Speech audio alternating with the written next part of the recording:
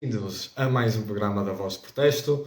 O meu nome é Domingos Carvalho e, como já é habitual, todas as sextas-feiras estou aqui num programa, como já disse, Voz de Protesto, para tentar aumentar o sentido crítico dos portugueses, assim como a literacia financeira dos portugueses. Este é o principal objetivo deste canal e então, como já disse, estamos aqui presentes todas as sextas para demonstrar o meu descontentamento e espero que muitos dos espectadores que me estão a ver também sentem que podemos de facto ter um país melhor e só não temos por culpa de muitos governos que não tomaram as melhores decisões e nos deixaram no estado em que estamos. Um país que não cresce significativamente há 20 anos e com perspectivas de futuro muito desanimadoras. E é por aí que eu vou começar ao dirigir-me diretamente para as notas iniciais deste programa, que é como habitualmente fazemos. E hoje vamos, como primeira nota inicial, falar do Mário Centeno e de um anúncio que ele fez num discurso sobre a zona euro. E eu quero falar do Mário Centeno e dar-lhe a devida apresentação. O Mário Centeno é o atual governador do Banco de Portugal, mas é ex-ministro das Finanças. E o ministro das Finanças é a pessoa que controla o trabalho que é feito pelo governador do Banco de Portugal. Portanto, só por aqui já se vê a promiscuidade que existe em Portugal e eu não tenho medo das palavras porque isto quase que me parece um pouco corrupção, porque o ministro passar de um cargo do Estado para uma instituição bancária não deixa boa figura e, sendo assim, vamos então trazer o primeiro tópico das notas iniciais, porque este mesmo Mário Centeno, que é um economista de profissão, veio alertar para o risco de a zona euro presenciar períodos de crescimento nulo. E isto é de veras preocupante porque vivemos um período que, como todos já sabem, experienciamos altas taxas de inflação. E uma economia que não cresça com altas taxas de inflação está parada, está estagnada e as pessoas estão a perder poder de compra. E, portanto, é de salientar o facto de Mário Centeno ter deixado este alerta. Mas eu gostava de deixar aqui um facto bastante interessante, porque a própria instituição onde Mário Centeno trabalha e dirige, pessoalmente, porque ele é o governador, o Banco de Portugal revelou, curiosamente, esta semana, simultâneo com o discurso que Mário Centeno fez, talvez para não dar assim, para não chamar tantas atenções para este tópico, mas o Banco de Portugal revelou que o déficit externo, ou seja, as exportações e menos as importações, as exportações são menores do que as importações, ou seja, nós importamos mais do que exportamos.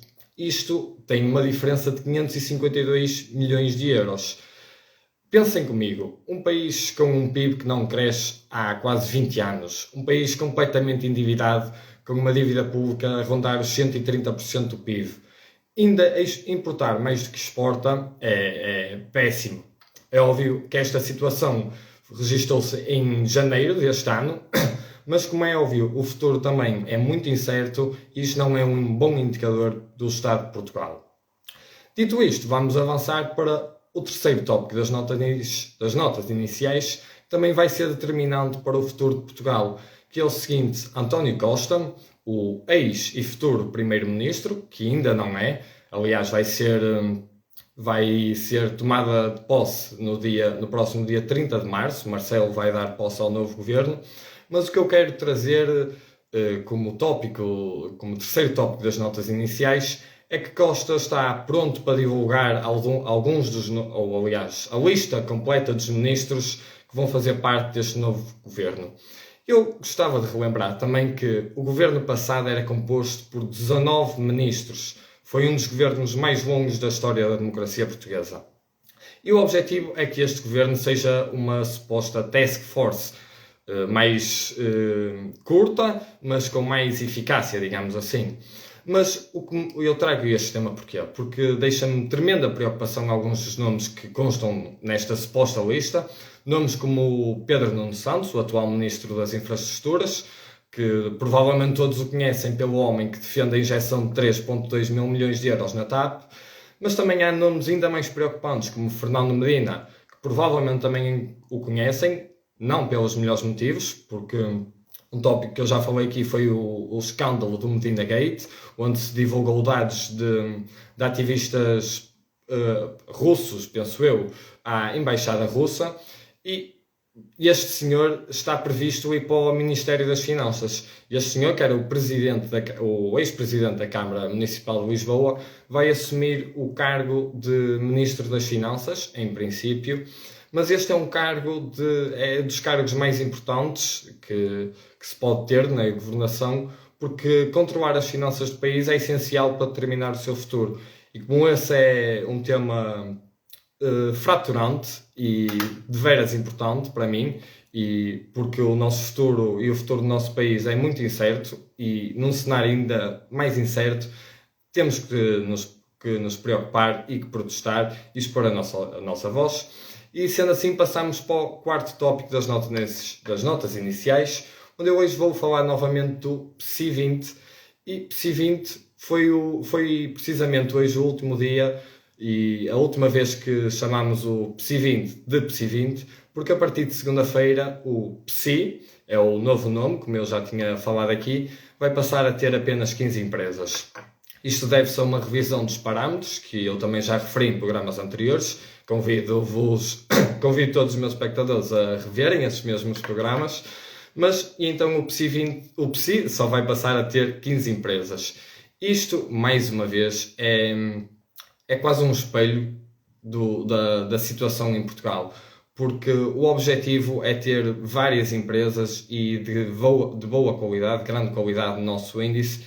E o nosso índice, o índice de ações portugueses, ao longo dos tempos tem perdido empresas, e as empresas que perdem certamente não é por bons motivos, não é? Provavelmente é porque não conseguem acompanhar o resto do mercado e dos mercados internacionais. E eu quero só deixar aqui uma comparação.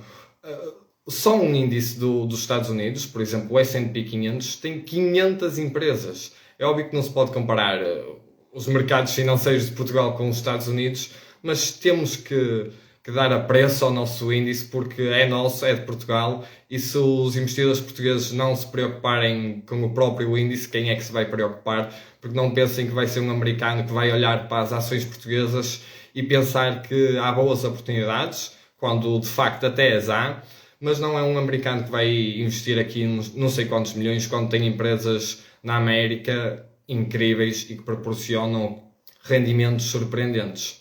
Mas, e terminando assim o quarto tópico das notas iniciais, avançamos para os assuntos quentes, onde, não por acaso, eu vou falar de uma das empresas do PSI 20 que, de facto, como eu referi mesmo agora, apresenta resultados surpreendentes. E essa empresa é a Sonai.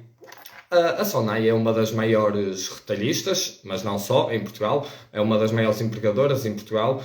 E na divulgação de resultados que aconteceu esta semana, se não estou em erro, na quarta ou quinta-feira, a Sonai divulgou resultados que aumentaram em 268 mil milhões, ou o resultado foi 268 milhões de euros. Isto representa um acréscimo de 45,6% comparado com o ano passado.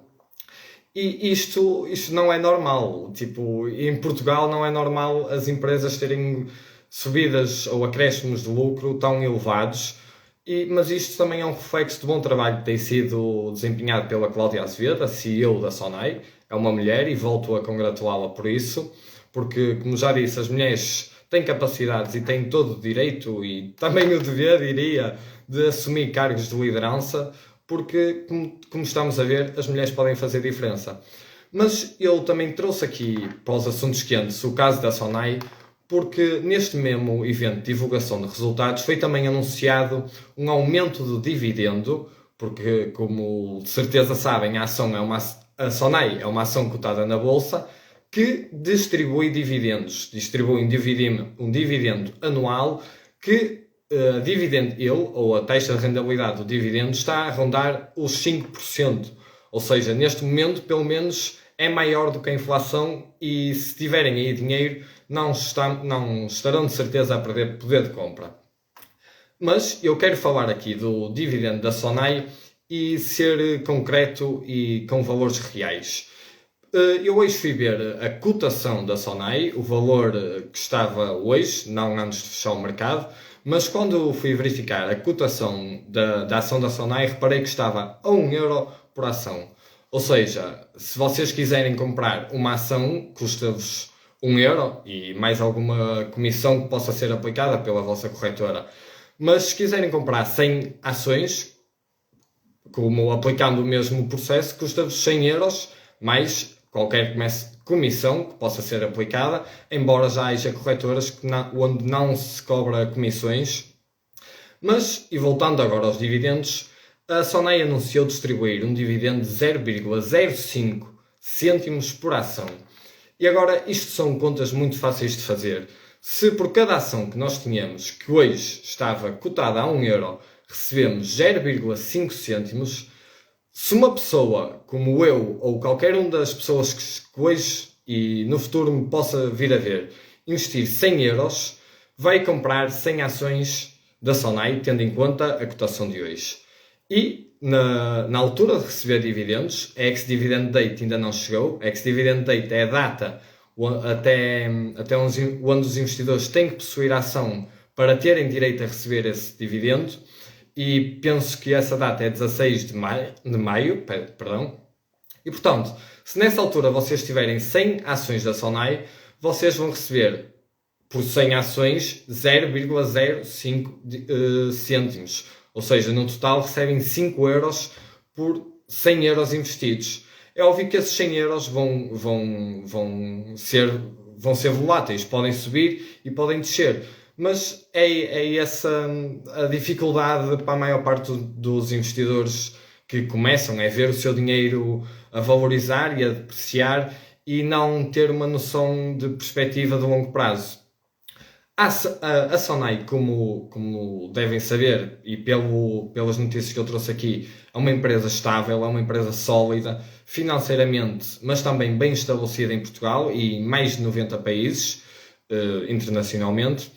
E, portanto, no momento de investir, há que considerar esses fatores. Se há perspectivas de futuro, se a empresa é sólida, há imensas coisas que temos que analisar antes de confiar o nosso dinheiro a uma empresa. Mas assim que o confiamos, temos que estar confiantes e crentes da nossa escolha e seguir a nossa estratégia, que devemos ter sempre presente, devemos ter uma estratégia antes de investir e seguir a nossa estratégia.